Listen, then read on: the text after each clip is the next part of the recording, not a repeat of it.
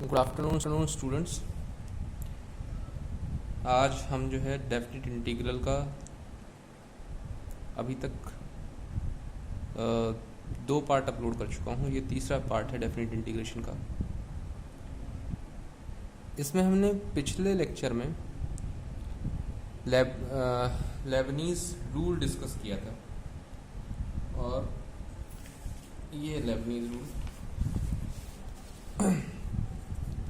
इसका जो ये पार्ट सेकंड है बेसिकली ये बहुत बड़ा इंपॉर्टेंट है, बहुत ज़्यादा यूज़ होता है। पार्ट सेकंड क्या कहता है कि अगर दो फंक्शन हैं एक्स के फाई एक्स और साई एक्स, वो एक क्लोज इंटरवल ए बी में अगर डिफाइंड हो और डिफरेंशिएबल हो इसी ए बी के किसी पॉइंट एक्स पर, और एफ टी कोई कंटिन्यूस फंक्शन हो जो किस में कंटिन्यूस हो, जो एफ फाई ऑफ ए और phi of b close interval, इस क्लोज इंटरवल में जो है ये कंटिन्यूस हो, तब क्या होगा,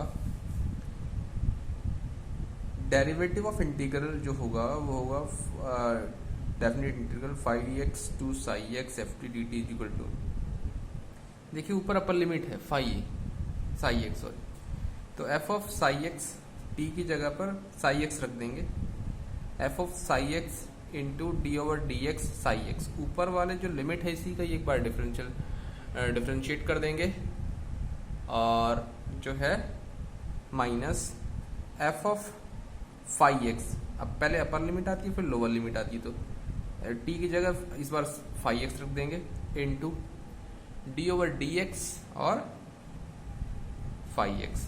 तो ये जो है आपका जो लेबनीज रूल है उसकी ये थ्योरम है। तो इसी पर हमने एक क्वेश्चन लिया है।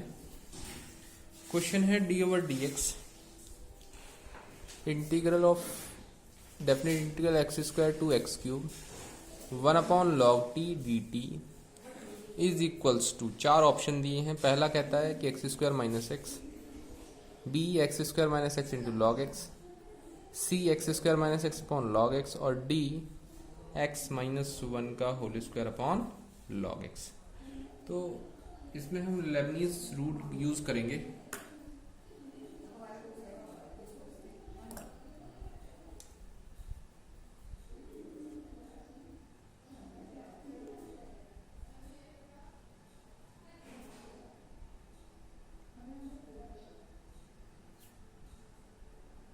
लेबनीज रूल यूज करेंगे और चलिए लेबनीज रूल से डायरेक्ट करते हैं। D over D x integration x square to x cube 1 log T D t जो होगा वो होगा डी ओवर डी एक्स। सबसे पहले इसमें देखो एफ एक्स आता है,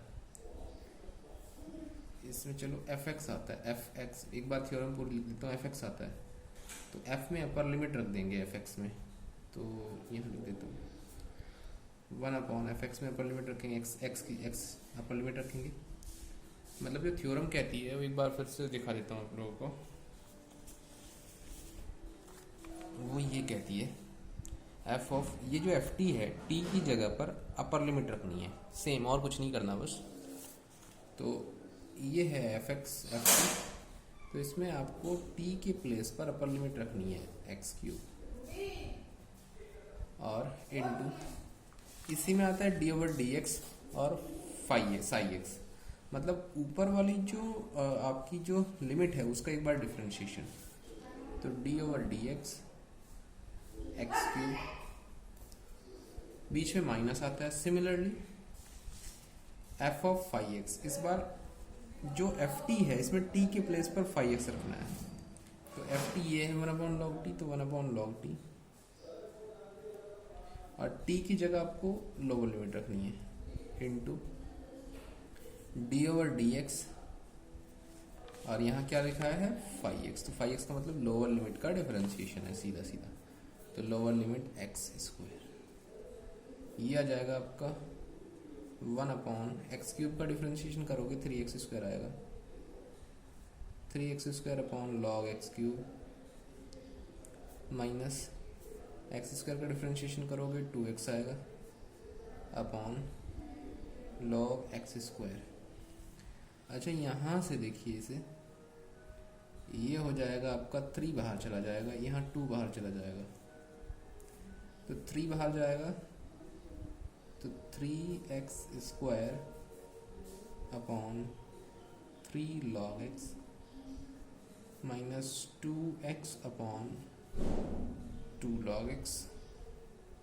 यहाँ ये 2 कैंसिल, यहाँ ये 3 कैंसिल, नीचे एलसीएम सेम बन गया log x, और ऊपर बचा तो ऊपर x² माइनस x बचा। तो इस प्रकार जो है इसका ऑप्शन सी करेक्ट हो जाएगा, x² minus x upon log x। चलिए, तो इस प्रकार जो है हम इससे क्वेश्चंस को सॉल्व कर सकते हैं बड़ी आसानी से। और एक क्वेश्चन और देखते हैं जरा। जैसे मैं कहूँ, क्वेश्चन दिया गया है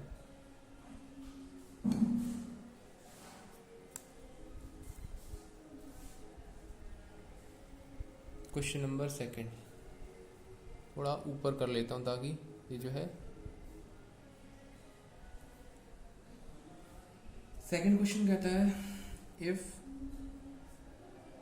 5x is equals to integration 1/x upper limit under root x into sine t square theta का स्क्वायर है ये dt, देन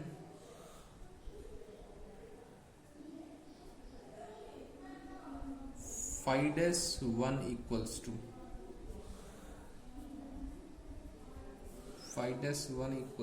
किसके इक्वल होगा? 4 ऑप्शन है। ए ऑप्शन कहता है sin 1 डिग्री, बी ऑप्शन कहता है sin 2 sin 1, 2 यहाँ पर है sin 1, सी ऑप्शन कहता है 3/2 sin 1, 3/2 मल्टीप्लाई में है इनटू sin 1, और डी ऑप्शन कहता है नन ऑफ दीज।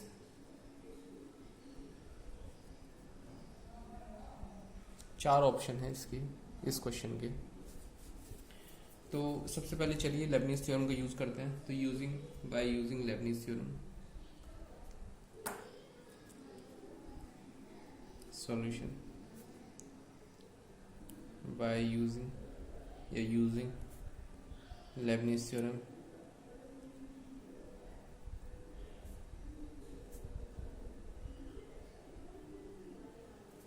तो बाय यूजिंग लेबनीज थ्योरम, अगर लेबनीज थ्योरम का यूज करें तो देखिए क्या मिलेगा हमें। तो जो ये 5x है, सबसे पहले इसे हम सॉल्व कर लेंगे।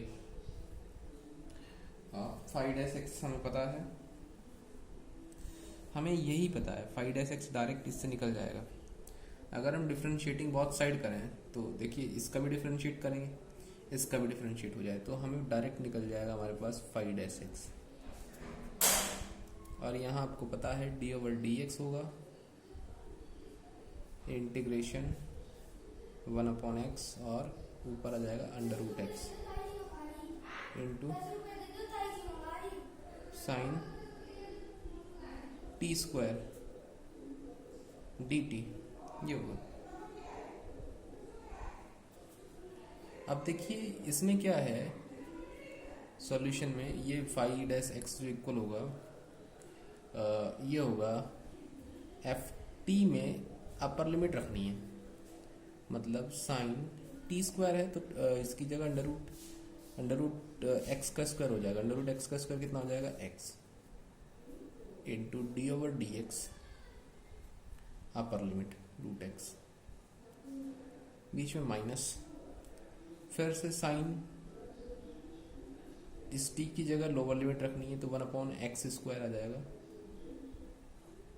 1/x² into differentiation of lower limit d/dx of 1/x। तो ये आ जाएगा साइन एक्स इंटू एक्स की power 3/2 upon 3/2 minus sine 1/x² as it is into 1/x का करेंगे तो ये आ जाएगा log x। और तो ये 5-x हमारा डायरेक्ट आया। अब हम इसमें पुट कर देंगे x = 1, चूँकि मुझे किसकी वैल्यू चाहिए, 5-1 की वैल्यू चाहिए। तो 5-1 जो है हमारा आ जाएगा, वो आ जाएगा सॉरी डिफ्रेंशिएशन कर रहे थे ना, तो 3/2 आएगा यहाँ पर, इनटू में आएगा, वो डिवाइड में नहीं आएगा, 3/2 ही आएगा। यहाँ पर डिफ्रेंशिएट किया ना हमने, वो नहीं इंटीग्रेशन नहीं किया। तो √x का होता है, कितना होता है √x का, ये होता है x, डिफ्रेंशिएशन है ना, तो 1/2 बाहर आएगा, 1/2 बाहर आएगा, इसकी पावर -1/2 ये नीचे आ जाएगा √x। और यहाँ भी हमने ये 1/x का रूट किया है, रूट जो किया है log x नहीं आएगा, डिफ्रेंशिएट किया है ना हमने, 1/x का हो जाएगा माइनस, ये प्लस हो जाएगा और 1/x²। इसमें हमने गड़बड़ कर दी थी। अब जो है फिर से हम x की जगह जब 1 रखेंगे तो देखिए कितना आएगा,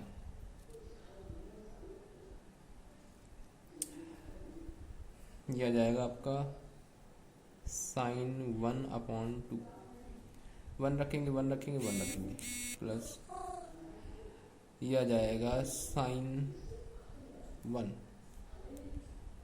का स्क्वायर 1/1 और यहाँ भी 1 sin 1, तो 1/2 sin 1 और प्लस 1 sin 1, तो ये आया 3/2 sin 1, और यही इसका जो है आंसर होगा।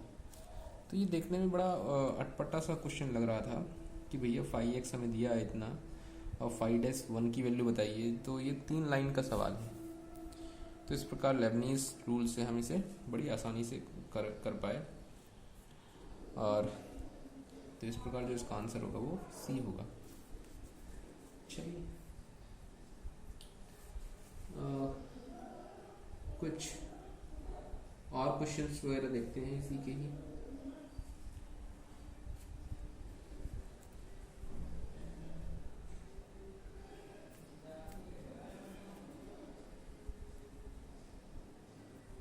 वैसे तो इसमें बड़े बहुत अच्छे क्वेश्चन हैं, लेकिन और नेक्स्ट थ्योरम देखते हैं।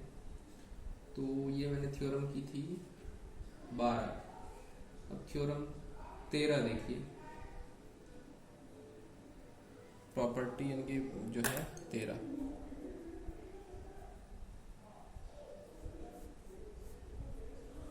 थर्टीन वाली प्रॉपर्टी देखिए, कहती है if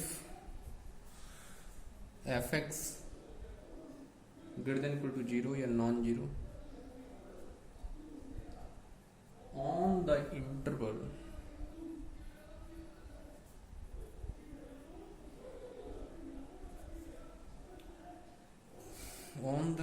close interval a b, then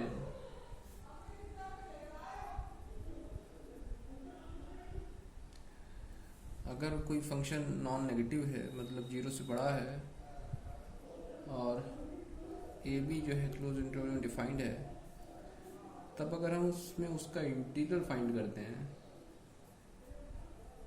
तो वो भी नॉन नेगेटिव होगा। सीधी सीधी सी बात, किसी भी नॉन नेगेटिव फंक्शन का इंटीग्रल नॉन नेगेटिव होता है। नेक्स्ट थ्योरम देखिए, ये property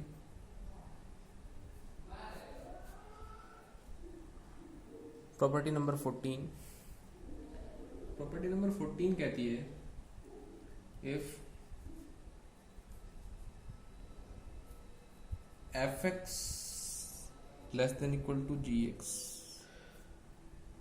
f(x) defined on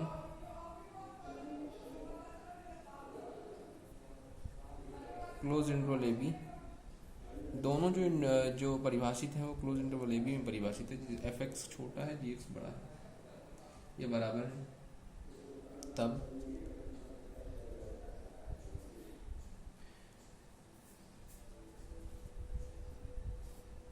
A to B F x D X यही सेम साइन रहेगा, सेम लिमिट पर A to B G X D x.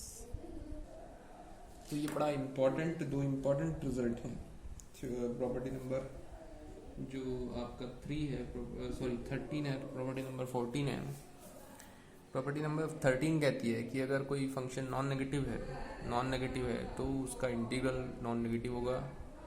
और प्रॉपर्टी नंबर 14 कहती है कि अगर कोई फंक्शन, दो फंक्शन है, एक छोटा है बड़ा है, दोनों बराबर हैं, f x is less than equal to g x and defined on a b close interval, तो देन जो उसमें मतलब इनइक्वलिटी एफ और जी में है वही इनइक्वलिटी उनके इंटीग्रल्स में होगी। ये जो है हमारी थ्योरम नंबर 14 कहती है।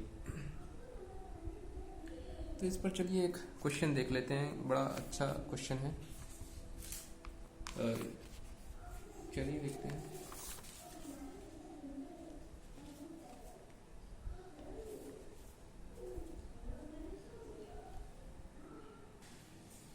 तो ये नेक्स्ट क्वेश्चन है। क्वेश्चन कहता है कि let I is equals to definite integral 0 to 1 sin x upon root x D x and j is equals to definite integral 0 to 1 cos x upon root x dx, then which one of the following is true, ये पूछा गया है। 4 option है हमारे पास, हमें बताना है। चलिए solution,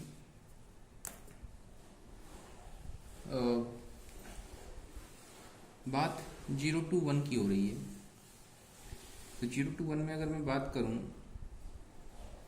we have sin x in interval 0 to 1, 0 to 1 की बात कर रहा हूँ, वो x से छोटा होगा for x lie between 0 and 1। अगर 0 to 1 की बात करें तो sin 0 की वैल्यू 0 होती है और sin 90 की वैल्यू 1 होती है। तो 0 और 1 के बीच में से कोई भी एक वैल्यू रखोगे तो उतनी ही वैल्यू, मतलब ये वैल्यू बड़ी होगी और ये छोटी होगी, ये बात है। Dividing both side by under root x because we have to find the value of sine x upon root x.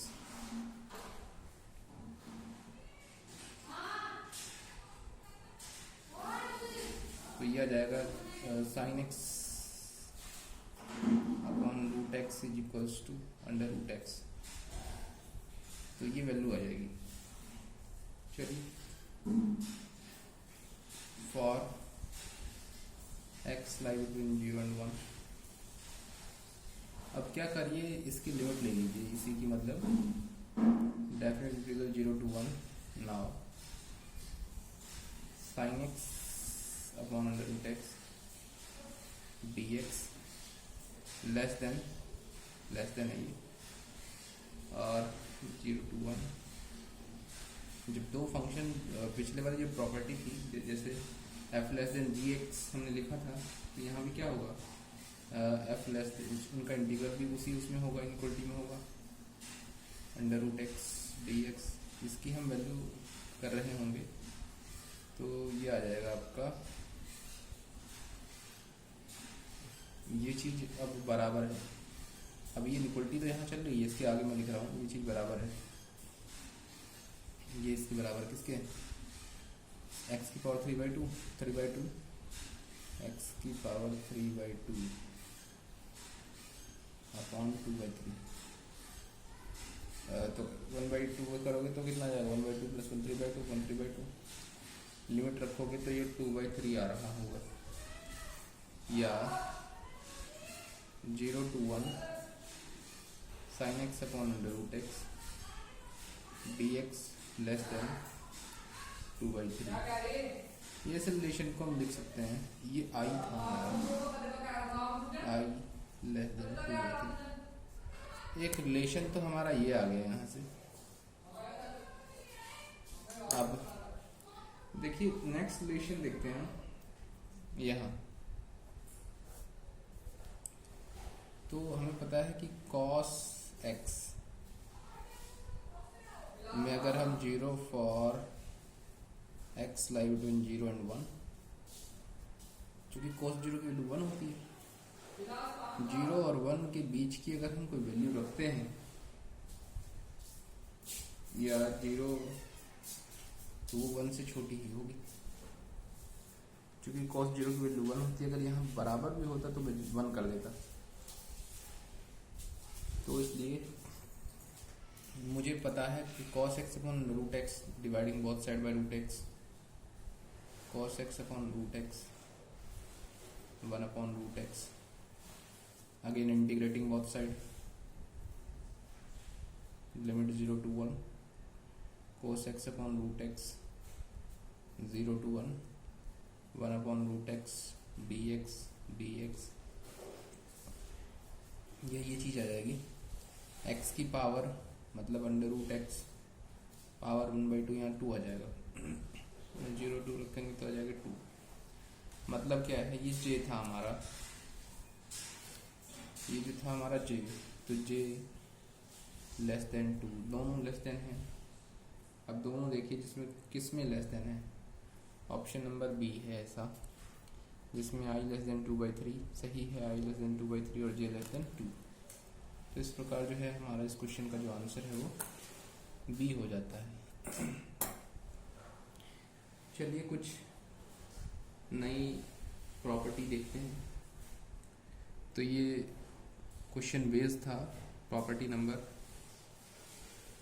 14 पर। नेक्स्ट प्रॉपर्टी 15 देखते हैं।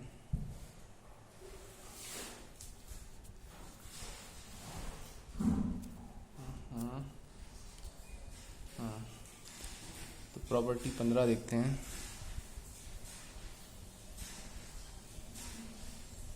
प्रॉपर्टी नंबर 15 क्या कहती है? 15 कहती है कि small and capital M are the smallest and greatest value of a function fx defined on an interval close interval a b, then लिख देता हूँ, if small m and capital M are the smallest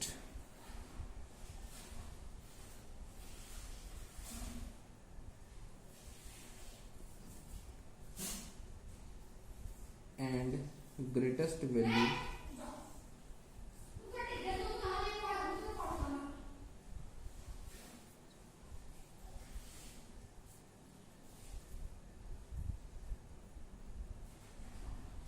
of a function fx defined on an closed interval defined on an closed interval a b, then जो result है वो है M B minus A less than equal to integral A to B F x D x less than equal to capital M into B minus ए।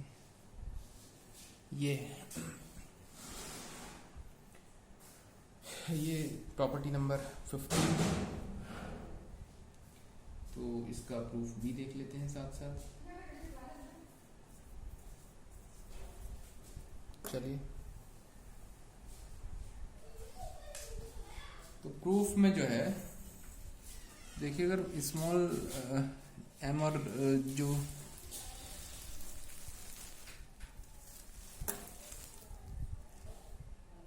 देखिए जो हमें पता है कि इसमें स्मॉल एम और कैपिटल एम जो है वो स्मॉलेस्ट और ग्रेटेस्ट वैल्यू है फंक्शन की। तो जब फंक्शन की स्मॉलेस्ट वैल्यू स्मॉल एम है और फंक्शन की ग्रेटेस्ट वैल्यू कैपिटल एम है, तो मैं इसे एफ एक्स को इस प्रकार लिख सकता हूँ, for all x belongs to A b, for all x belongs to close interval a b, मैं इस प्रकार लिख सकता हूँ। अच्छा, integrating both side with respect to x, integrating m d x, integrating f x D x, integrating capital m d x, and taking limits a to b, a to b, a to b, and m constant है, एक बचेगा, एक का जो integration होगा x होगा, upper limit b रखेंगे minus lower limit a रखेंगे, तो m और b माइनस a less than equal to, और ये same a to b f x D x, और सिमिलरली m कांस्टेंट है, बाहर आ जाएगा, 1 बचेगा, 1 का इंटीग्रेशन कितना होगा, x होगा, x अपर लिमिट रखेंगे तो b माइनस a, तो ये फिर b माइनस a आ जाएगा। तो इस प्रकार जो है ये था इसका प्रूफ, थ्योरम का, hence proof.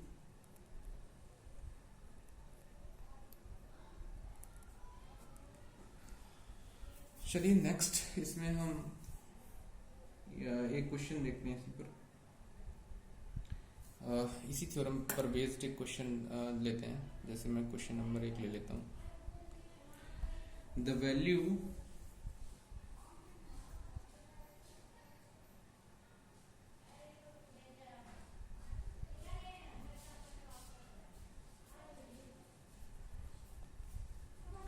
of the integral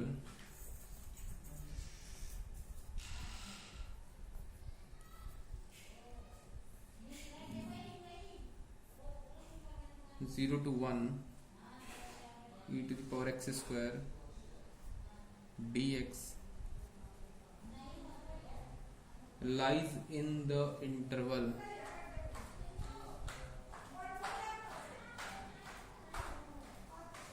तो हमें ये बतानी है इस इंटीग्रल की वैल्यू किस इंटरवल में पड़ती है। ऑप्शन ये रहे, option number a 0-1, option number b -1,0, option number c 1, e, and option number D none of these। इसका मतलब है none of these। तो 4 ऑप्शन है और 4 ऑप्शन में से आपको इसकी वैल्यू बतानी है। चलिए, तो e की पावर सॉल्यूशन इसका देखते हैं। Solution, we know that e की power x is a increasing function। तो ये जो है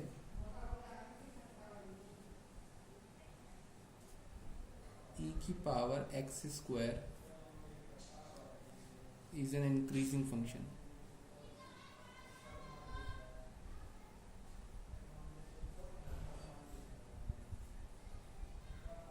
जब ये इंक्रीजिंग फंक्शन है इन ऑन 0-1, इस इंटरवल में जो है हमारा 0 to 1 में ये जो है इंक्रीजिंग फंक्शन होगा। ये वैसे भी इंक्रीजिंग फंक्शन है, चूंकि x की वैल्यू चाहे आप नेगेटिव रखो चाहे आप पॉजिटिव रखो, दोनों ही केसेस में ये वैल्यू पॉजिटिव आएगी। तो इस प्रकार जो है ये इंक्रीजिंग फंक्शन ही होगा, चाहे आप 0 to 1 में मानो चाहे आप एक्सपेंड कर लें इंटरवल अपना, तब भी ये जो है आपका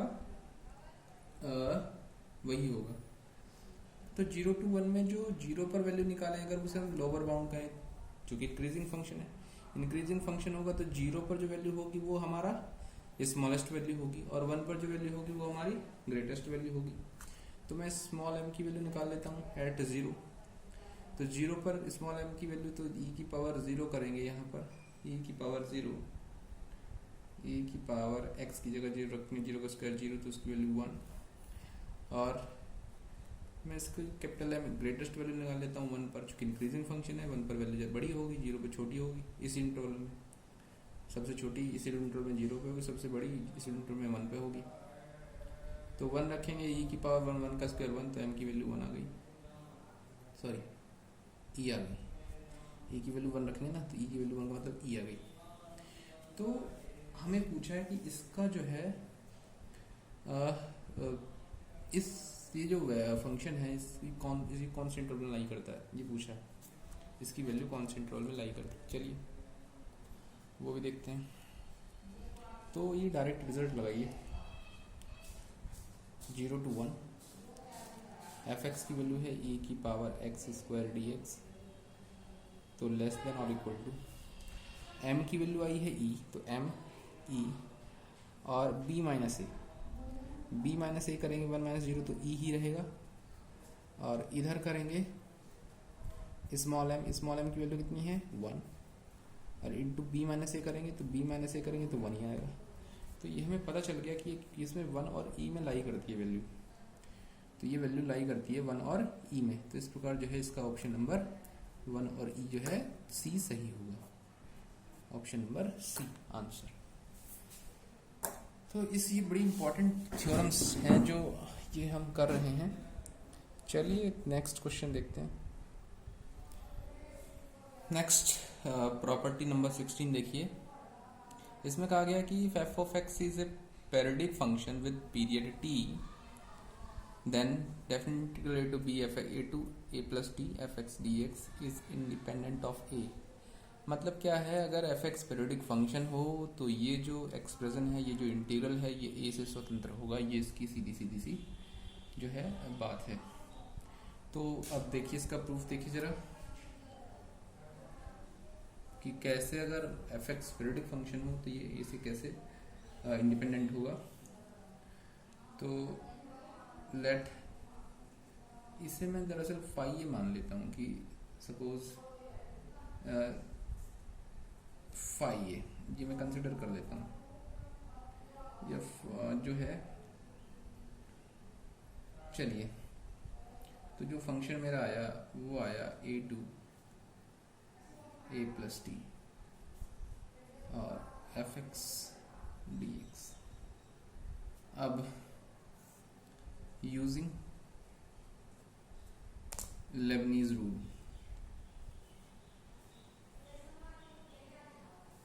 तो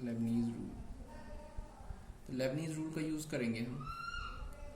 तो जो है फाइडेस ए आ जाएगा मेरा, इसका डिफरेंशिएशन होगा एक बार, तो वो डायरेक्ट होता है। कैसे होता है, एफ ऑफ एक्स की जगह पर लिमिट रख देंगे, लेबनीज रूल लगा रहे हैं, into D over D x या D over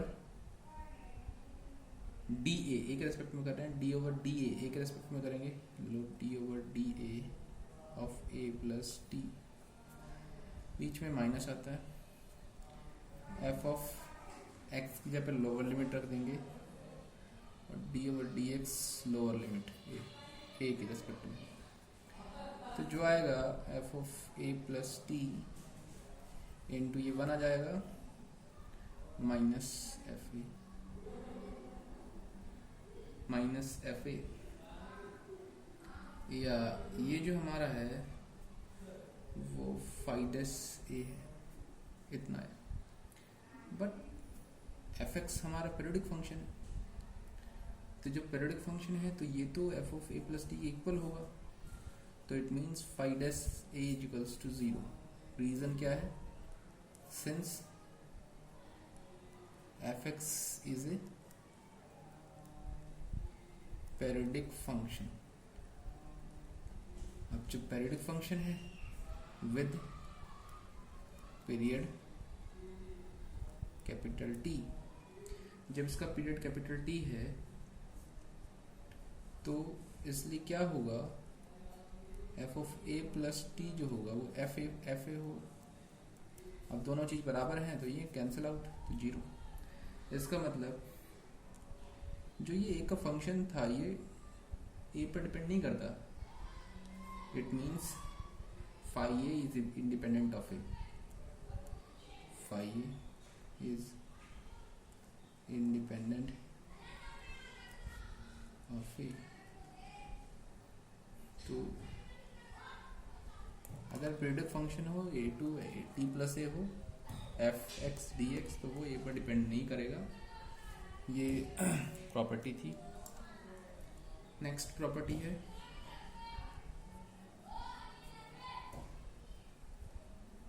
property number 17।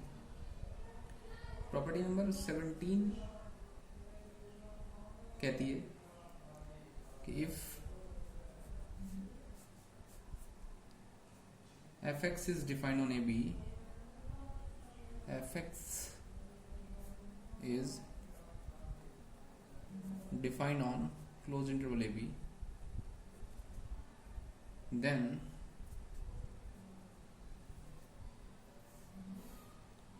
integral a to b fx dx mod of integral इसका mod less than equal to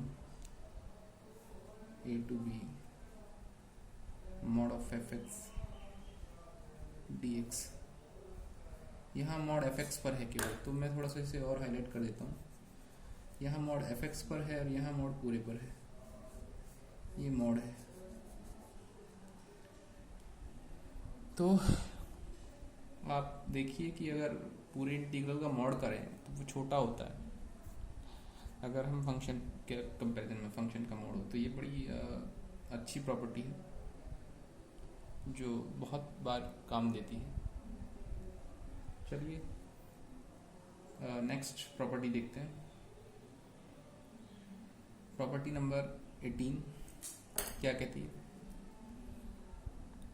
मैं इसे थोड़ा सही सा कर लेता हूँ जरा, क्योंकि बार बार जो है हिल जाता है। नेक्स्ट प्रॉपर्टी है प्रॉपर्टी नंबर 18। क्या कहती है property number 18? If f square x and g square x are integrable on close interval a b, तो देखिए इंपॉर्टेंट प्रॉपर्टी है। If f square x and g square x are integrable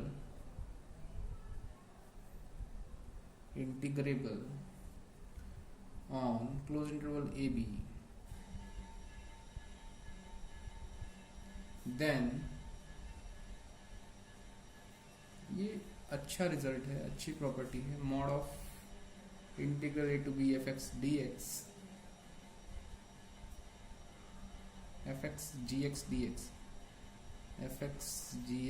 D X का mod less than equal to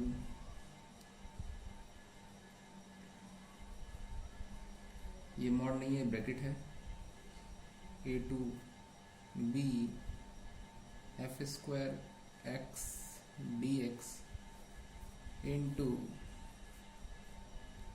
की power half into A to B G square X D X की power half. तो ये भी एक अच्छी property है, ये डायरेक्ट हम यूज करेंगे कि mod of integral A to B F X G X D x less than equal to bracket A to B F square X D X की power half into integral A to B F x D F X integral A to B G square X D X की power half. 19 property देखिए, property number 19 देखिए, ये कहती है if या let a function fx comma alpha be continuous for close interval continuous in close interval a b and for x चलो लिख देता हूँ एक बार। तो ये जो प्रॉपर्टी नंबर 19 है ये कहती है कि late a function f of x comma alpha be continuous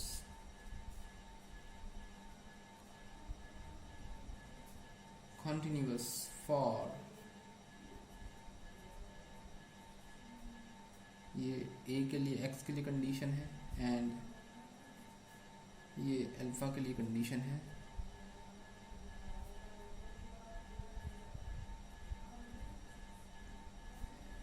then for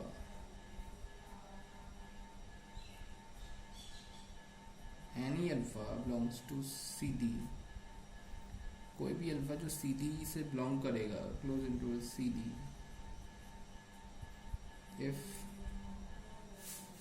पहले तो बात होगी आई अल्फा जो होगा, आई alpha definite integral a to b f of x comma alpha dx। अगर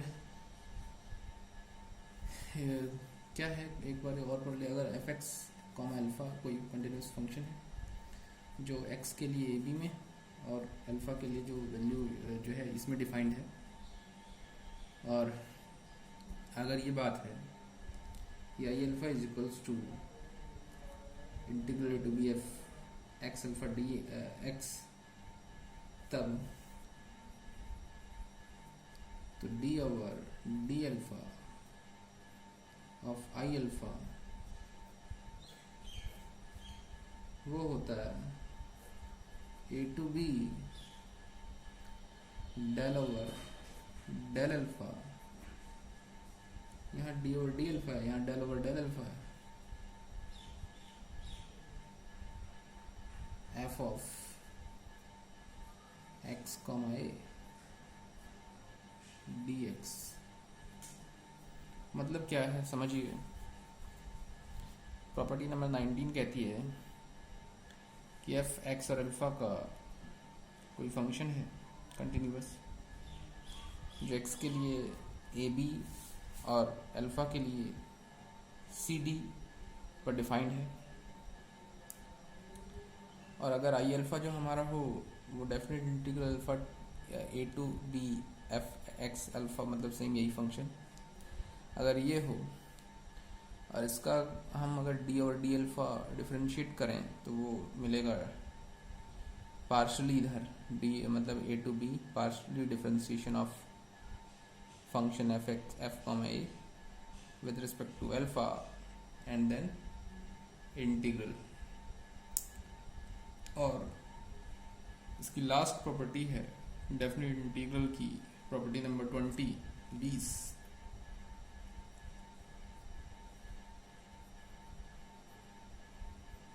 प्रॉपर्टी नंबर 20। तो ये मैं थोड़ा इन्हें हाईलाइट कर देता हूँ ताकि ये प्रॉपर्टी जरा चमके। तो प्रॉपर्टी नंबर 20 क्या कहती है जरा वो भी देखिए। ये कहती है if F x is continuous, if F x is continuous on closed interval a to infinite, then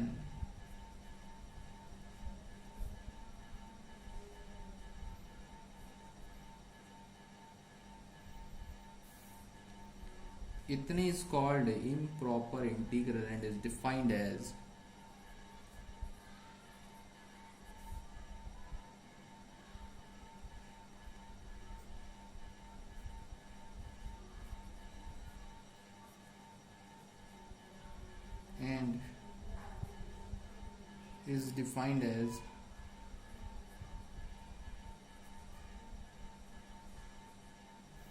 ये इम्प्रॉपर इंटीग्रल है।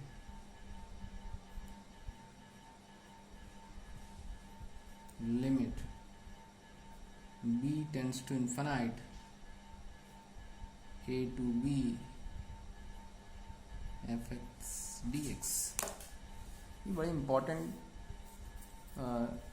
प्रॉपर्टी है।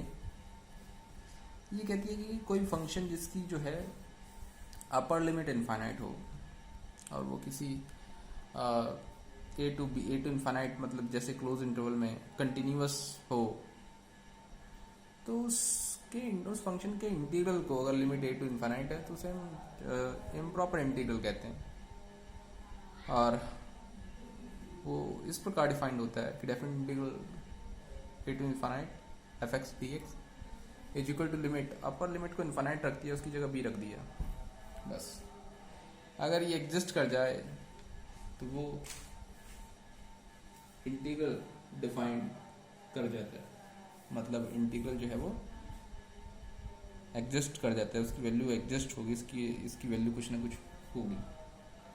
उसके लिए दूसरा तरीका आप कर सकते हैं, लेफ्ट हैंड लिमिट और राइट हैंड लिमिट का तरीका अपना सकते हैं, तो जो भी आप यूज़ करें।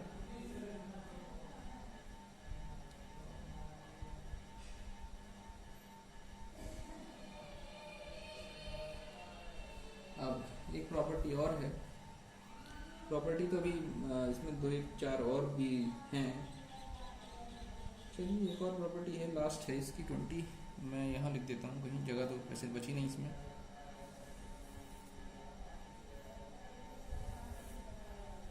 लास्ट प्रॉपर्टी है और जो हमारा पेज है वो भी जवाब देने लगा। तो property number 21,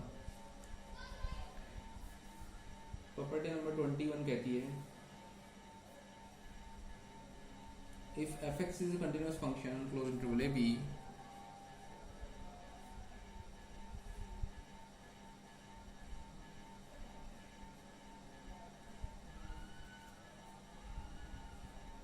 continuous function on closed interval a b, then there exists a point c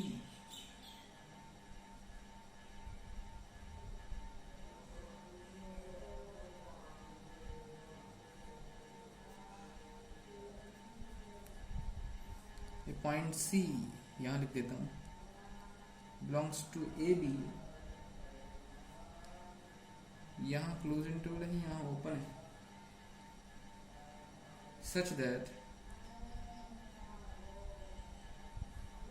definite integral A to B F x D x is equals to F of C into B minus C. तो ये important properties थी कुछ definite integral की, जो हमने इस chapter में, इस सेशन में या इस लेक्चर में डिस्कस की। एक बार फिर से देखिए 21, अगर एफ एक्स कंटिन्यूस फंक्शन हो क्लोज इंटरवल ए बी में, और तो उस क्लोज इंटरवल ए बी के बीच में अगर कोई ऐसा पॉइंट सी एग्जिस्ट करे, सी, कि वो function A to B F x D X equal to F C B minus A आ जाए, तब उसके बाद यहाँ, तब जो एफ सी होगा वो 1/b minus A into definite integral A to B F x D X होगा। तो जो सी फंक्शन होगा एफ सी वो इतना होगा, और ये आपने पढ़ा है, इसे हम मीन वैल्यू थ्योरम कहते हैं ऑफ एफ एक्स। ये क्या है? Mean value theorem of f x on close interval a b. ये मीन वैल्यू थ्योरम आपने पढ़ी है। तो इस प्रकार जो डेफिनेट इंटीग्रल का जो हमने आज ये थर्ड सेशन है, थर्ड लेक्चर है, इसके बाद हमने इसमें 21 प्रॉपर्टीज लगभग डिस्कस की हैं। अब इसके बाद हम 1 या 2 लेक्चर में बताएंगे कि कैसे इन प्रॉपर्टीज़ को यूज़ किया जाता है, बल्कि कुछ प्रॉपर्टीज़ का जो आपने शायद नहीं पढ़ी होंगी उनका हमने यूज़ करके भी दिखाया है। इसके अलावा भी डेफिनेट इंटीग्रल में और बहुत कुछ बचता है, जैसे जब सीरीज दी गई हो तो उसका इंटीग्रल कैसे करें, जैसे बीटा फंक्शन, गामा फंक्शन, ये सब बचते हैं जो मैंने अभी तक इसमें नहीं पढ़ाए हैं। और दूसरी बात जो है वो इसमें आपका कुछ क्वेश्चंस मैंने प्रॉपर्टीज़ पर नहीं करवाए हैं, वो क्वेश्चन आगे हम डिस्कस करेंगे। हाँ, एक चीज़ और, बीटा एंड गामा फंक्शन मैंने पहले पढ़ाया है। अगर किसी को पढ़ना हो ये टॉपिक बीटा गामा फंक्शन, क्योंकि इसका डेफिनेट इंटीग्रल में बड़ा रोल है, तो ये मेरे टेलीग्राम चैनल पर पड़ा है, तो वहाँ से आप वीडियो देख सकते हैं बीटा गामा फंक्शन की, और इसे मतलब इस टॉपिक को पूरा कर सकते हैं। अगर आपको ये वीडियो पसंद आया हो तो कृपया लाइक करें, शेयर करें और सब्सक्राइब करें। Thank you very much.